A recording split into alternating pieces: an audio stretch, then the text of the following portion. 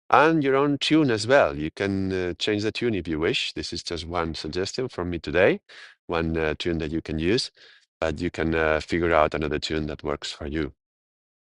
Om Mani Padme Om, the jewel of the lotus flower of the consciousness, waking up. I notice myself saying Mana Padme Om sometimes. So the mind was being purified as well. This aspect of purification that I mentioned of the lotus. So I imagine that that was having an effect as well. Let me know if you've chanted this mantra before and what was the jewel that you got from it. Or if you give another interpretation to the metaphor and the symbolism of the flower with the mud in the bottom of the pool and everything, let me know. Oh, Mary's here. So wonderful to have you back. I hope you enjoyed your time. Thank you, Mary. I enjoyed very much. It was a 6-day retreat of long days of a lot of chanting. I've been chanting hours and I'm very, very happy. It is a joy to my heart. It's part of me for my training as well, but also for me to share it. So I'm happy to be back. Thank you for being there and supporting the channel. And thank you everyone who supports the channel by subscribing and also the patrons. And hopefully I can get into the rhythm now. I've been traveling a lot the last 2 months. I still have a few travels, I have to say, in the following 2 weeks, but hopefully I can keep streaming in spite of the traveling and get back into the rhythm because, yeah, I want to share these mantras with you all. Thank you very much. Let me know if you found some jewel within the Om Mani Padme Hum. Write it in the comments, and I'll see you next time. Sadnam. Take care.